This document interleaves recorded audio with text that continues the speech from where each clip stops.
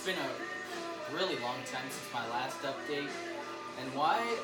I've just been going through some crazy laziness lately. I'm not even gonna lie, I'm not that busy. It's just that there just hasn't been that much motivation to make videos. But today I'm trying to get back into being passionate about something. And I thought, what better way than to make some videos? Because, you know, I got a fuck ton of albums to show right now. Well, not a ton, but, you know, it's actually quite a bit. You know, it's going to be kind of a longer video. So, yeah, stick around, guys. Lots of metal and alternative. Alright, so if you're new to the channel, I'm just going to be quick about this. I'm mostly into metal and alternative rock for the most part. Like, for me, those are the two genres I cannot decide from. Like, I guess it's like children, how you can't really decide between your children, like which one you love more.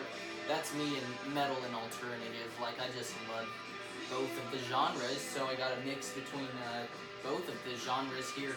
I got one tape, Blind Melon right here. I think it's from 1992, isn't it? Yeah, 92 actually. It's grungy, but it's not really, for me it wasn't really what I was into, really. Like, I might give it another spin, you know, if just give it another shot, because I've seen this album like in a lot of places, but honestly it just didn't really hit me. It was grungy, I guess it was alternative, but it wasn't really. It also kind of had like a bluesy, folky vibe, which I don't mind that, but I don't know, I just wasn't crazy into this album. The vocalists, I don't know, like I just wasn't really that into it. But yeah, I'm definitely gonna give it another shot, just cause, you know, just to be fair with it. Yeah, Blind Melon's debut album. Here's the next album I got right here. Oasis's, that's a funny way to say it. Oasis's. I'm pretty sure the plural would just be Oasis. And not really the plural, but just the, you guys know what I mean. Anyways, this is 1995 Oasis. What's the story? Morning Glory. Now this is a 90s essential right here. Definitely one of the best albums I've bought this year, and it's the album I got playing in the background right now. Definitely one of the best albums I've bought this year. This is a perfect album right here, guys.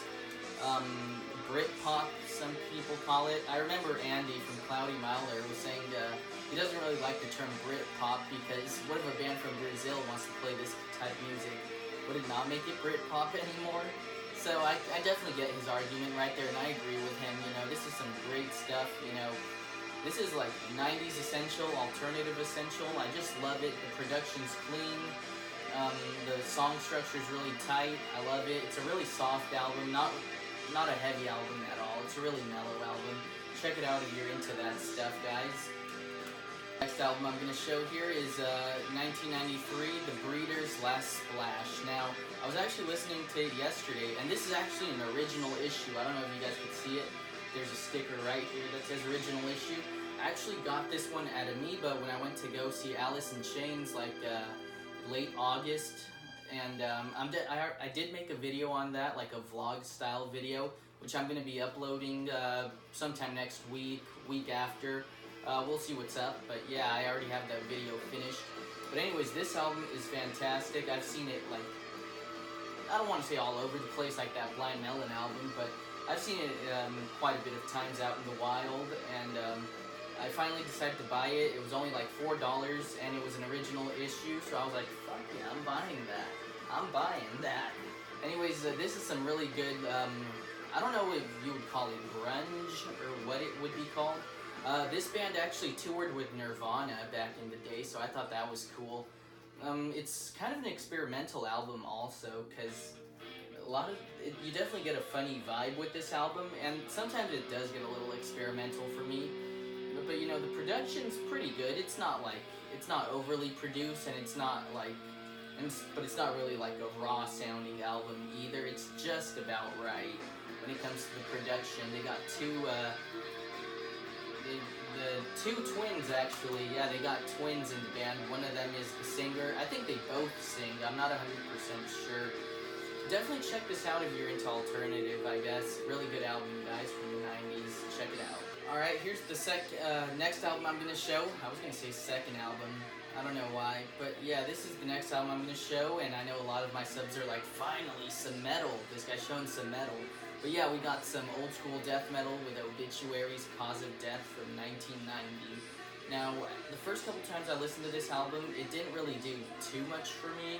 Like, it was a great album. Like, it was a good album the first time I heard it, but it was just whatever for me. Like, I didn't really think it was a bad album, but it didn't really do too much for me. But you know, after giving it a few more listens to, it's definitely, I can definitely see why this one gets so much love. And, you know, what can I say? I haven't really listened to it recently. It's about what you would expect from some old school death metal. This album goes hard, though, I'm not gonna lie. They even got a cover by Celtic Frost, Circle of the Tyrants. I was just playing that, put that CD in my car, and I didn't even look at the track listing, and I was like, wait, I've heard this song before. And yeah, it was Circle of the Tyrant by Celtic Frost. They did a pretty good cover in it. Yeah, the production's really good, actually. This is the remastered version, so I don't know how the original version would have sounded. But yeah, John Tardy's vocals, really good. A little, like, too produced. His vocals, I guess, for my taste, but they're still good, though. I'm not gonna lie, this album is really good. This is definitely like an old school death metal essential, I would say. Cause of Death by Obituary. Check it out if you haven't already. Really good album. Alright, here's the next album I'm going to show. I also got this one at Amoeba Music. I actually got The Breeders and that Obituary album at Amoeba, and so I got this one too at Amoeba. Which, when I went to Amoeba, I told myself I was going to get, for sure, Slowly We Rot and this album, but they didn't have Slowly We Rot, so I just ended up getting Cause of Death, of course. But anyways, let's get on to this album. This is 1994's Veruca Salt, American Thighs. Now, this is, if you've been watching my videos for a while, you know that this is one of my favorite bands right here, all-time favorite bands right here, Veruca Salt. They're definitely grunge. This album is grunge, post-grunge, but it's like still a bit more in the just straight-up grunge category. You know, this is a really good album. They got two female vocalists, Louise Post and Nina Gordon. Really good album. Really slow songs. I don't want to say slow, not every song's slow on it, but it's definitely like a gloomy sounding album. Definitely something you listen to on a rainy day. You know, this album's just great. Like, if you love alternative, I cannot recommend this one enough. This is like probably one of my favorite albums I've picked up this year. Really good album, guys. Check it out. American Thighs. Alright, here's the next album I'm going to show, a 2000s essential, and that's 2004's Three Cheers for Sweet Revenge by My Chemical Romance. Now, like I said, this is a 2000s essential right here. This kind of is what kind of started the whole, like, emo era of the, like, mid to late 2000s. I don't want to say it was the first, it was the one that started it, but it was definitely the one that popularized that whole era. You know, really good album. It's definitely pop-punky, definitely some sad songs on here. Helena, the classics, you know, Helena, I'm Not Okay, of course. We also got, what else? What other songs were there? Thank You for the Venom was great. I Never Told You What I Do for a Living was okay. Cemetery Drive was also really good. Like I said, this album's just really good. If you're into pop-punk, definitely check it out. And this is a 2000s essential, like I said. This definitely, like it or not, this album was huge. This band was huge in that whole era, so definitely check it out if you're into that stuff or looking for new music. It wasn't really a perfect album for me. Sometimes it even sounds a little too overly produced, but it's still a good album. Really good stuff, guys. Check it out. Alright, I'm going to try to get through these albums a little bit quicker. I feel like I'm getting through them quickly, but at the same time, once I finish the video, finish trimming all the parts, finish editing it, it totals up to like longer than I expected it. So yeah, I'm going to try to go a little bit faster. This is Garbage's version 2.0 from 1998. And this is one of my favorite bands at the moment. I would say they're in my top 10 favorite bands. Earlier this year I bought their debut album, their self-titled album, which I kind of like their first album a little bit more. Not saying this is a bad album at all, because it's actually a really good album. You know, I might even think it's a little bit of a tie between those two albums. It's just that the first one definitely had more of a grunge vibe, and this one kind of has almost more of a pop vibe to it. You know, their first album was definitely like commercially accessible, post-grunge, with like a pop vibe, but this is like straight up pop. It's still alternative rock, but it's not really, I wouldn't really call it grunge anymore. You know, there's some great songs. I think I'm Paranoid When I Grow Up, really good song. Dumb, Wicked Ways, You Look So Fine, Temptation Waits, really good album. Butch Vig and Shirley Manson and the rest of the guys really just kill it on this album, guys. Check it out. There's quite a bit of like electronic influences in it as well, so yeah, if you're into that type of stuff, definitely check out Garbage's version 2.0. Really good album from the 90s. Alright, now we're back to the death metal right here. We only got like 3 albums left to show. I'm gonna show the records after this one. And this is 1990s Cannibal Corpse's Eaten Back to Life, and oh my god, this is a fucking awesome album. Brutal. Really brutal. I don't really see what all the hate with Cannibal Corpse is, really, because this album was really good. It wasn't really perfect. There were some songs that kind of just get repetitive after a while. But, you know, the songs are short, sweet, and to the point. The production's actually pretty decent for an early death metal album. This, Corpse Grinder isn't singing in this album. I think the guy's name is Chris Barnes. Yeah, really good album though, guys. No complaints from me in this. I just love how... Honestly, I'd say this is one of the best old school death metal albums I've heard. Not my favorite old school death metal album, but yeah, definitely one of the best ones I've bought this year so far. Like I said, there's some really good songs. The beginning song, Shredded Humans, is awesome.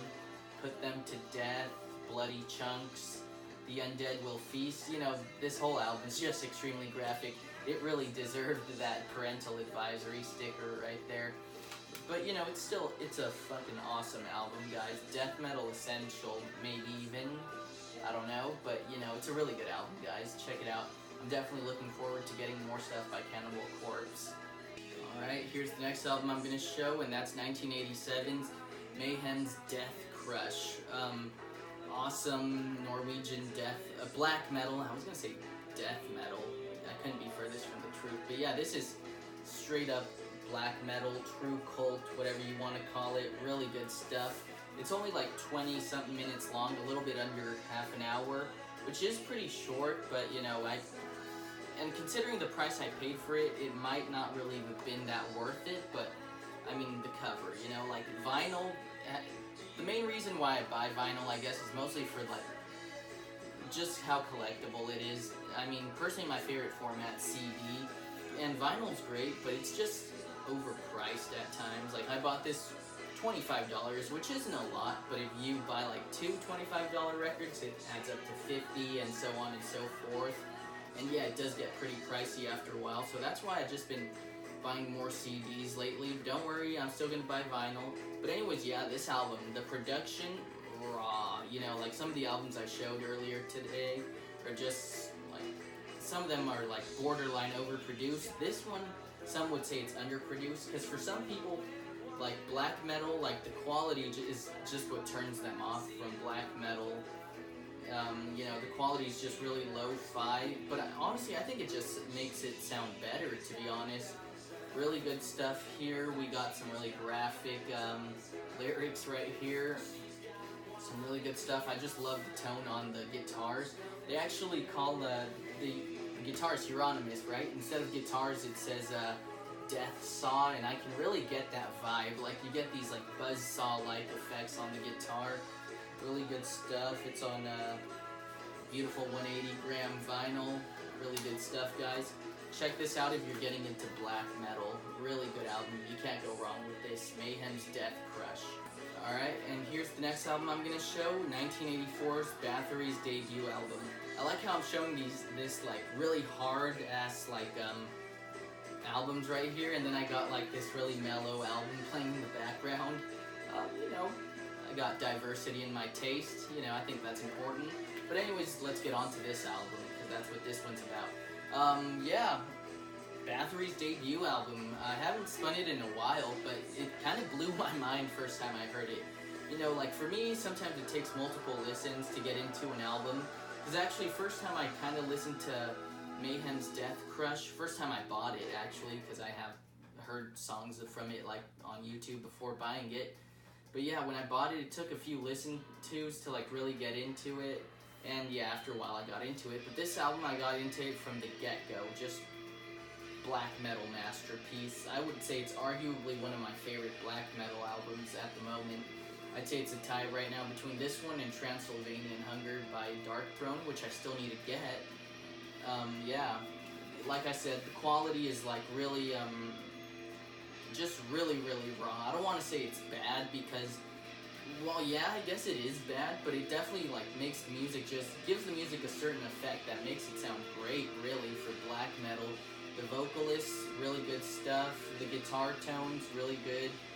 And, you know, there's not a bad song on this album, actually. There's not really a dull moment on this whole album. It's just fast from beginning to end, really.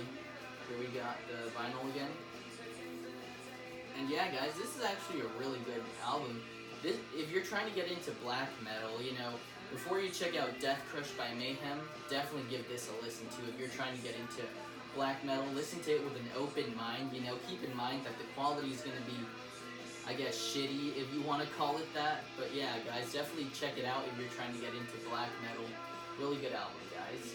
Alright, guys, so that about does it with all the records I'm going to show for today. I'm going to try to get back into the habit of making videos. Like I said, just to give me another hobby, because I just been feeling really lazy and bored lately. You know, I'm going to try to force myself to do more videos. Maybe that'll help me, you know, do something more productive instead of just chilling here in my room. But yeah, I mean, yeah, I'm going to be making more videos, more vlog-style videos as well. I actually got one coming up pretty soon after this one. And yeah, guys, if you liked what you saw, don't forget to like, comment, and subscribe. I'll see you guys in the next one. Peace.